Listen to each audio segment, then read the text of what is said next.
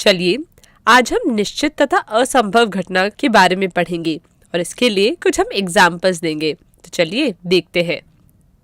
हमारा पहला एग्जाम्पल आपके सामने है।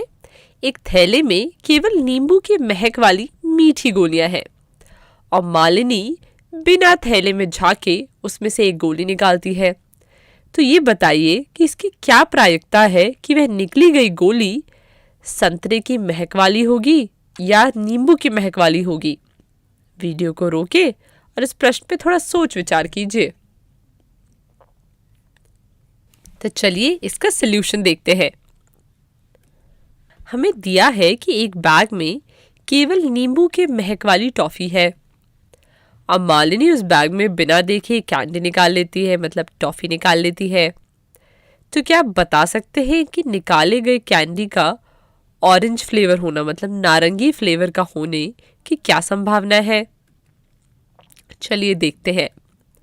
चूंकि बैग में केवल नींबू की फ्लेवर वाली टॉफी है तो उसमें नारंगी फ्लेवर वाली कैंडी तो निकल नहीं सकती है। अतः नारंगी फ्लेवर वाली टॉफी का निकालना तो असंभव है।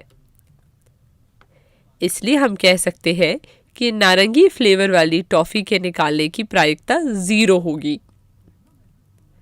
और इसी प्रकार मालिनी द्वारा निकाली गई टॉफी नींबू फ्लेवर वाला होना निश्चित है। इसलिए नींबू फ्लेवर वाली टॉफी के निकालने की प्रायिकता 1 होगी। क्या आपने इस उदाहरण में कुछ सीखा?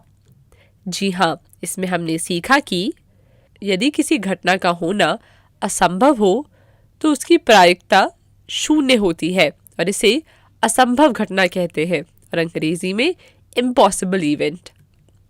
और यदि किसी घटना का होना निश्चित होता है तो उसकी प्रायिकता 1 होती है और उसे निश्चित घटना कहते हैं।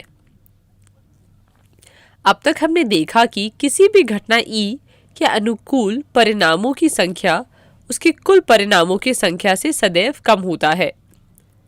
इसलिए यहाँ से हम यह निष्कर्ष निकालते हैं कि किसी भी संभव घटना ई के घटने की प्रायिकता सदैव 0 से 1 के बीच में ही होगी तथा असंभव घटना के लिए 0 और निश्चित घटना के लिए 1 होगी। इसलिए P को इस प्रकार से लिख सकते हैं। कृपया इसे अपनी कॉपी में लिख लें।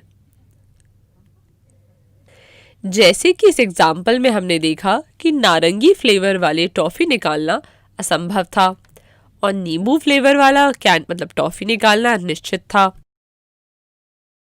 चलिए अब दिए गए प्रश्न का उत्तर अपनी कॉपी में लिख लीजिए।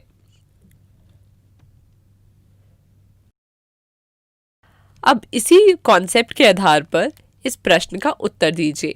निम्नलिखित में से कौन सी संख्या किसी घटना की प्रायिकता नहीं हो सकती है?